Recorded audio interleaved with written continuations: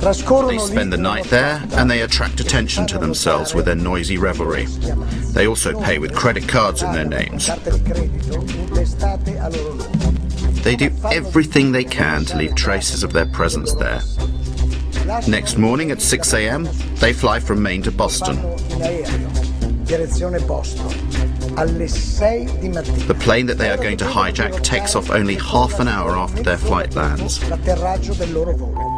This is a very tight time window, potentially putting the whole plan in jeopardy.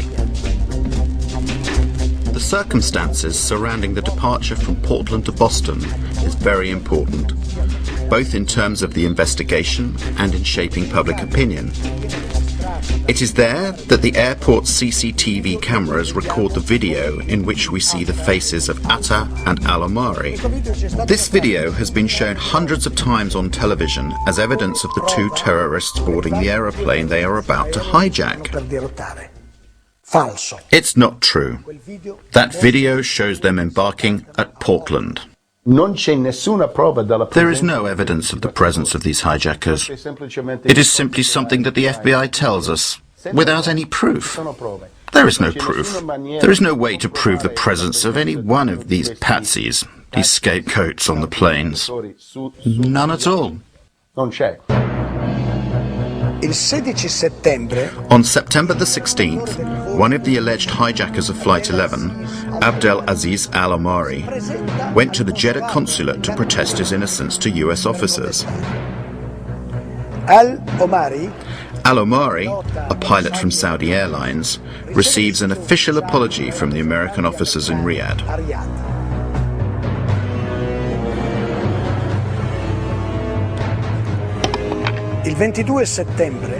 Then, on the 22nd of September, Walid al-Shahiri announces he is still alive.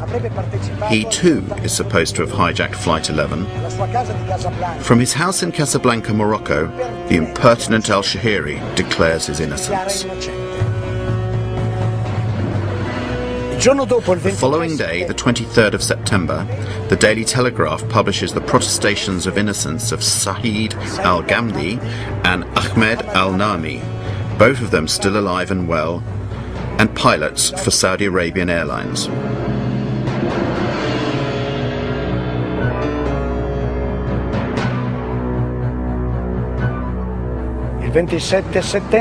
On the 27th of September, CBS tracks down Salem al-Hazbi.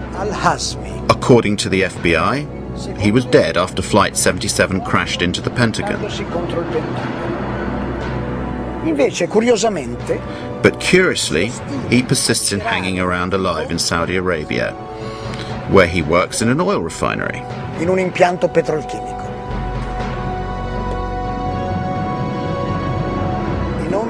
have the names of Al-Omari, Al-Shahiri, Al-Ghamdi, Al-Nami, and Al-Hazbi been deleted from the list of the hijackers, with many apologies? No. 6 years later, these 19 people are accused as being the sole perpetrators of the terror attack.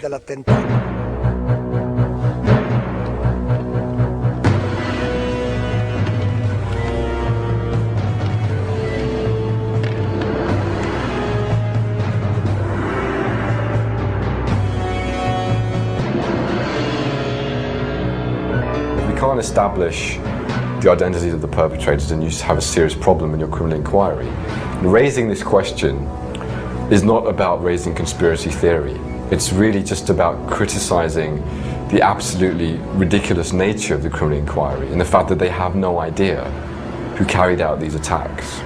Then the fundamental question in a criminal inquiry is who did it?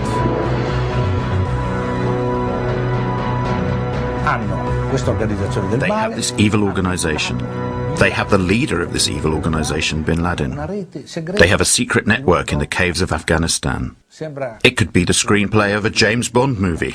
The first Bin Laden videotape that was leaked and that was used by the media to suggest that Osama bin Laden has claimed responsibility. This was a very problematic videotape. There was an analysis that found that it was completely fraudulent. There were a number of issues There were basic issues such as, for example, Osama bin Laden was wearing a gold ring. Now, in Islamic fiqh, Islamic law, a man is not allowed to wear gold. So why is the head of one of the most militant Salafist movements wearing a gold ring? Doesn't make sense. The video in question, that was found in Afghanistan in very doubtful circumstances by American soldiers, in a house that was supposed to have been abandoned by Al-Qaeda, has been questioned for various reasons. For example, a German TV network gave an alternative translation. It is completely different from the one given by the American investigators. They are not apparently claiming a role in the 11th of September attacks, but they are simply talking about what happened on September the 11th. Many of the other videos of Osama bin Laden have in fact a person speaking and an audio track that does not correspond, or that corresponds very little, to what his lips are actually saying.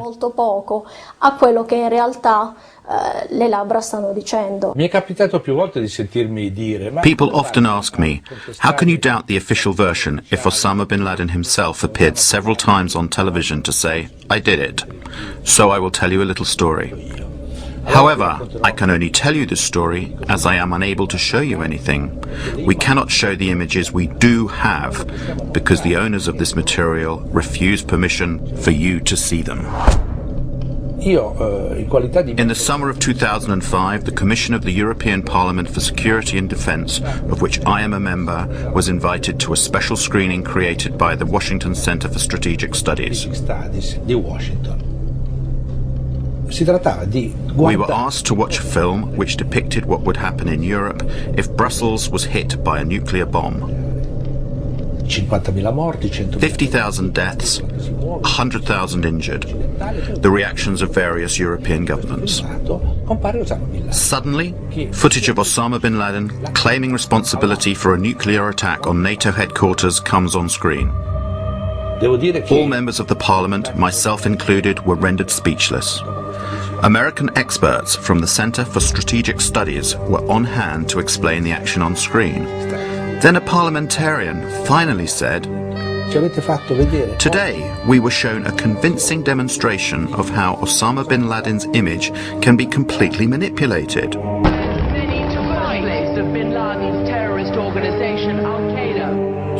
All the Osamas we have seen over the years may never have existed, just as a nuclear attack on NATO headquarters in Brussels has never taken place. Now they're denying us use of these images. No matter, we will go on without them.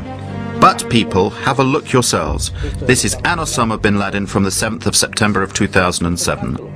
Compare him with the other Osamas we have seen in the last few years. Do you believe it is possible that he is getting younger over time? Do you believe it is possible that his beard is darker than before?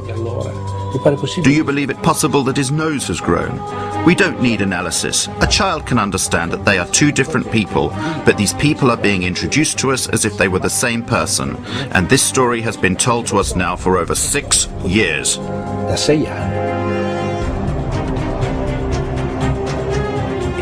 Did bin Laden organize the attacks of September the 11th? And if so, did he do it alone or with someone else? At this point, we must explain the origins of Al-Qaeda.